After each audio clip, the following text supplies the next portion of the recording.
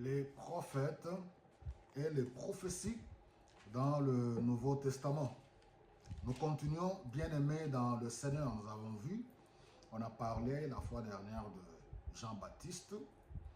Nous avons parlé de Siméon et de Anne. Alors, avant d'aborder les prophètes et les prophéties dans l'Église à partir des Actes des Apôtres, vous comprendrez qu'il est important que je parle aussi d'un autre prophète, le véritable prophète. Il s'agit de Jésus-Christ, l'envoyé de Dieu, ici, sa fonction prophétique ou en d'autres termes, le ministère prophétique de Jésus.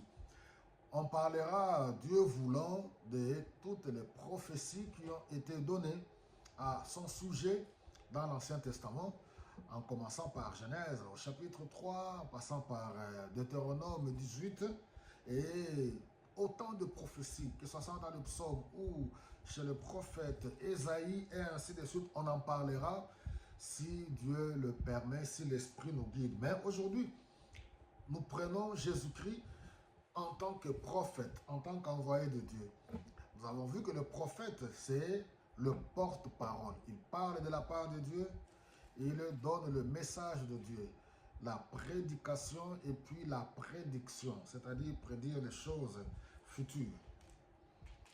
Alors, Jésus-Christ n'est pas seulement vu comme prophète, il est roi, il est sacrificateur, et ainsi de suite. Il a autant de titres, fils de Dieu, voilà, la parole vivante de Dieu, le pain de vie. Tous ces aspects, Dieu voulant, on les abordera pour l'édification du corps du Christ. Et nous savons que nous sommes dans le bon. En tant que peuple de Dieu, nous devons transmettre et partager les vertus du Seigneur. Nous sommes dans Matthieu au chapitre 16. Jésus, en tant que prophète, il annonce les choses à venir. Il annonce sa mort et sa résurrection. Au verset 21, à partir de ce moment, Jésus s'est mis à parler ouvertement à ses disciples en disant « Il faut que j'aille à Jérusalem et que je souffre beaucoup de la part des anciens, des chefs des prêtres, le maître de la loi, et ainsi de suite. Je serai mis à mort. » Il parle des choses futures en tant que prophète. Il est venu annoncer la parole de Dieu et en même temps il annonce « Je serai mis à mort et le troisième jour, je reviendrai à la vie. » Le ministère prophétique de Jésus-Christ. Ça, c'est un exemple.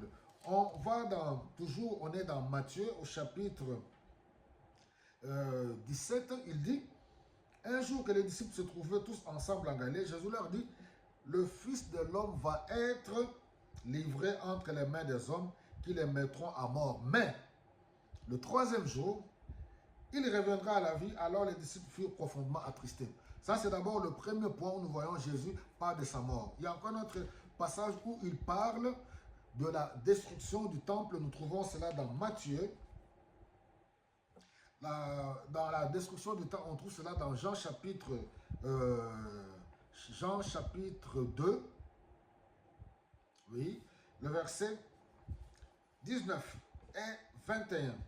Il dit, Jésus leur répondit, détruisez ce temple et en 3 jours je le rebâtirai. Là, il parlait de son corps. Il allait mourir et 3e jour, il reviendra à la vie. Alors, rapidement, le dernier exemple, nous le voyons dans Matthieu au chapitre 24, là où il parle de la destruction du temple de Jérusalem en tant que prophète.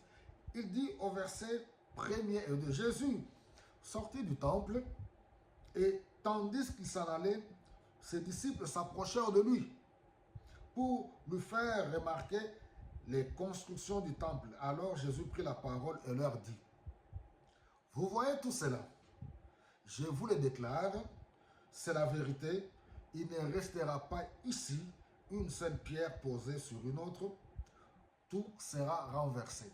Là, il parlait maintenant du temple de Jérusalem et que les Romains ont réellement détruit après la mort de Jésus-Christ.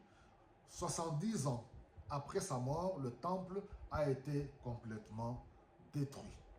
Bien-aimés, je vous encourage à lire les Écritures, à être des étudiants de la parole, à être ceux qui méditent la parole. Elle est tellement riche.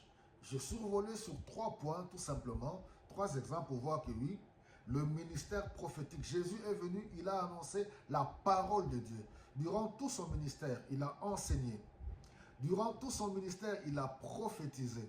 Durant tout son ministère, lui, il a guéri. Il a opéré des miracles.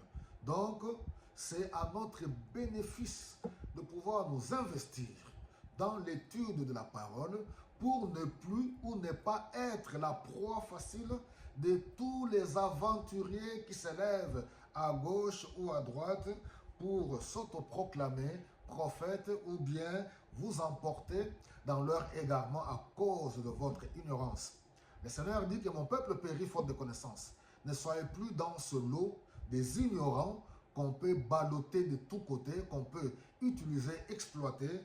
Que l'Esprit du Seigneur vous remplisse, qu'il vous conduise dans toute la vérité. Soyez bénis au nom de Jésus-Christ.